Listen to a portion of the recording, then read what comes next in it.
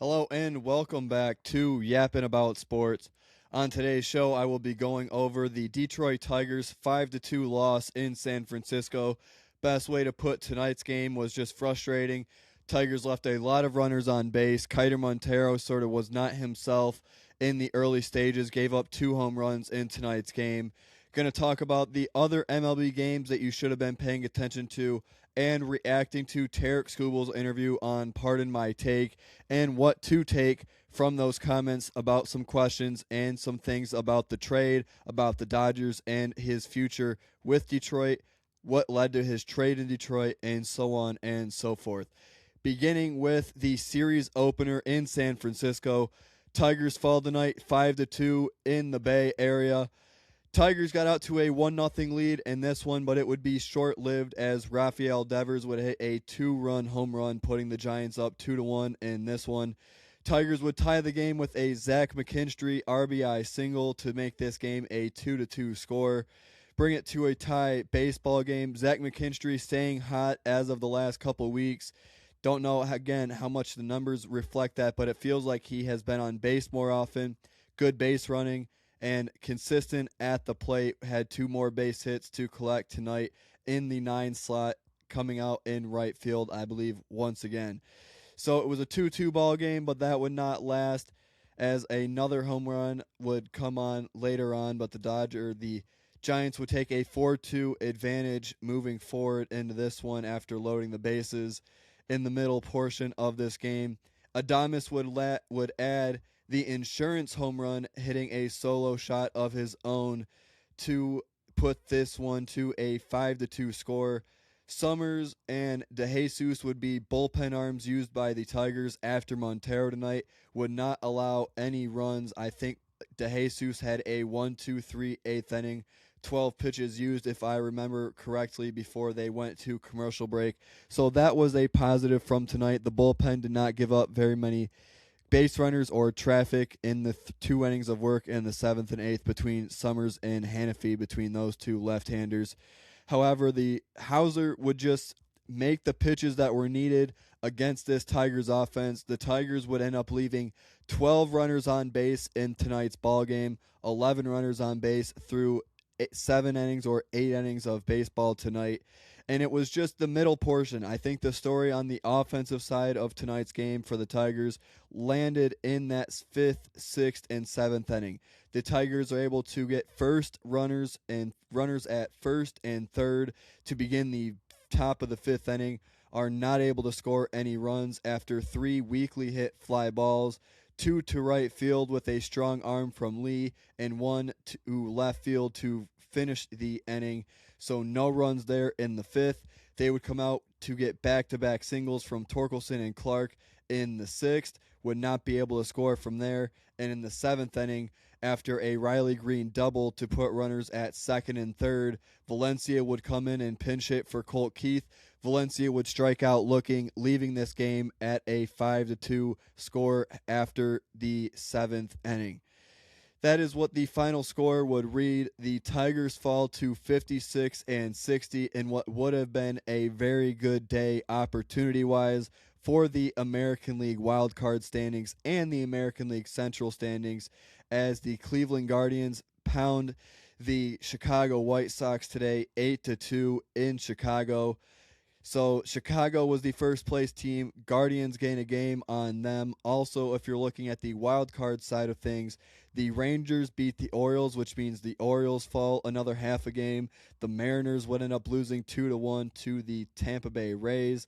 Rasmussen dominant once again in that one, but again, focusing on Tigers if you are standings watching and watching for scores. The Twins also winners on Friday night over the Milwaukee Brewers 8-6 in Milwaukee. So Tigers fall to 56 and 60.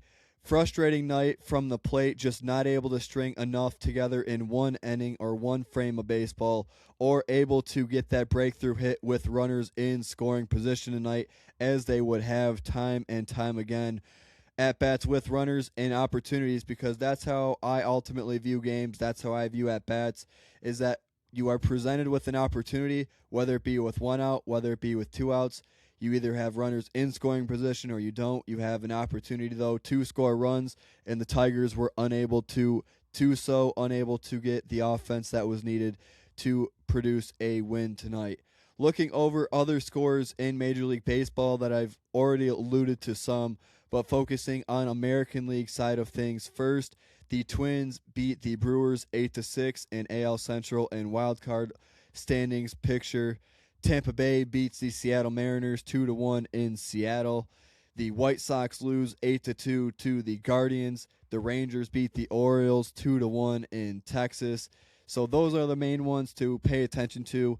And in an exciting, fun baseball game tonight, the New York Yankees walk off the Atlanta Braves 3-2 after entering the bottom of the ninth, losing that baseball game 2-0, as the Yankees would score 2 in the ninth, sending it to extras, and would get the walk-off sacrifice fly to right field to win this game 3-2. Final score for the Yankees. And the other American League team that you have to keep an eye on and continue to watch is, I believe they've won 27 now of their last 30 games. That is right, a 27-3 record, I believe, is what I saw over the last 30 games. For the red-hot Boston Red Sox, you have to be paying attention to them, have to be talking about them. They are now very much firmly in the American League playoff picture. They went out and got Rutschman, went out and got, I believe, Garrett from the Marlins was, I believe, the relief arm that they were able to acquire.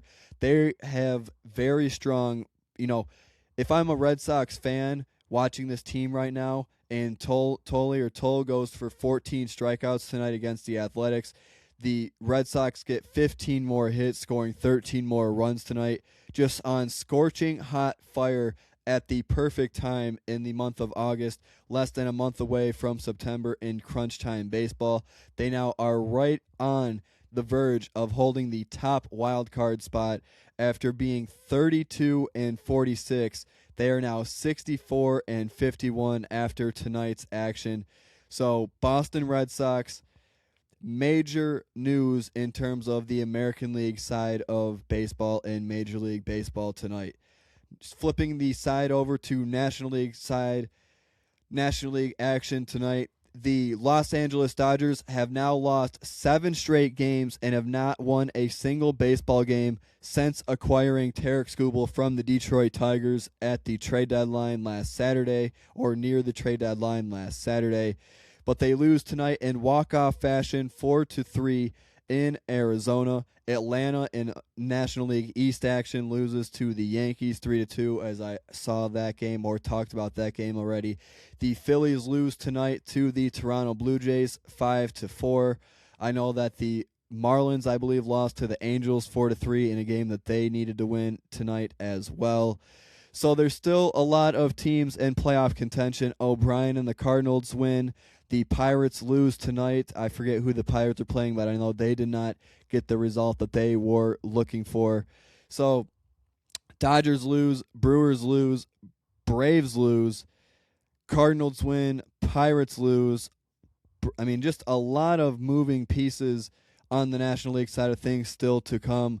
I'm more focused on the musical chairs that are going to happen in the standings between now and the end of the regular season in the wild card standings and in the wild card side of things. Tigers are firmly in playoff contention. Even with the loss tonight, you have the excitement and optimism that Jackson Jobe is making his season debut for the Detroit Tigers in San Francisco on Saturday night. Game will be at 7:15 in San Francisco on Channel 2, Fox 2, or regular Fox, wherever you get your stations. That is what I have for Major League Baseball talk today. That is what I have on Tigers talk. Now shifting the focus firmly on Tarek Skubal. This will be the last that I talk about Skubal and the deadline, besides Dodgers when they make the postseason, and if they end up winning the World Series, how the impact of Tarek Skubal did or did not have an effect on the Dodgers and where they end up at the end of the season. But he did just have a conversation with his good friends from Barstool Sports, Pardon My Take, and in his Pardon My Take interview, he talked about the Tigers, talked about the Dodgers, and talked about, as Scott Harris also iterated in an interview on the television broadcast with Benetti and Dirks this past week on this road trip. The nail in the coffin loss for the decision to trade Skubal and ultimately trade Mize and more be sellers than buyers at the deadline was Skubal's final start. When Skubal leaves the mound with 2 outs in the top of the 7th inning with a 7-1 lead against a team directly in front of them at the time in Baltimore, and you are not able to come out with a win in that game, I think that was, he basically knew that was the feeling that he got. Didn't know until the trainer or one of the training staff came up to him in Sacramento, but the gut feeling was he knew when, hey, you got a second, paraphrasing from the interview. He knew that his time was done in a Tigers uniform, and I'm not going to go into the if there's any theatrics or drama going on with him saying he would have loved to have been a Detroit Tiger his entire career. He still wishes that the Tigers are in free agent talks when the season is said and done. I don't know how much I'm going to buy into that, because to me, and everybody should know, every Tigers fan should realize that Tarek Skubal will not be back in a Detroit Tigers uniform unless it is a Justin Verlander route after he goes and wins another Cy Young or two, goes and wins a World Series with the Dodgers, and maybe comes back as a retirement tour. That's more of the route that I would see the plausibility of Tarek Skubal ever making a return to Detroit if he truly enjoys it that much, and it's not about the money and not about everything else, and he really likes pitching in Detroit and likes the fans, then he will come back at some point. But again, it's a business both for the players, and it's a business for the organizations, and it's a business for the sport. And for the sport, Tarek Skubal being an LA Dodger, whether you love him or you now hate the Dodgers or hate Tarek Skubal for just simply being a Dodger for whatever reason, even though that's not within his realm of control, I think it's good for baseball, because if the Dodgers don't win the World Series, then it's they traded for Skubal and did all this and made all these signings to not win the World Series. And if they go on and win the World Series, then it should, to me, motivate all the other teams in baseball to now more model after the Dodgers. Just go try to get as many high-leverage all-star players, Cy Young winners on your team, and just go and have fun. And just go for it one season at a time. And just get an ownership group or get an owner that is fully just bought in on having fun and paying for the best teams in the sport. So that's my reaction and thoughts from my 2 cents on Skubal's interview. I'm not really persuaded one way or the other. I'm not going to hate the guy same way I didn't hate Justin Verlander when he left and became a Houston Astro. So Tigers fall to 56-60. I am looking forward to Jackson Jobe taking the mound for the Detroit Tigers in San Francisco tomorrow night at 7:15. That's what I have for you guys today. Thank you all again for listening, and I will see you guys once again tomorrow.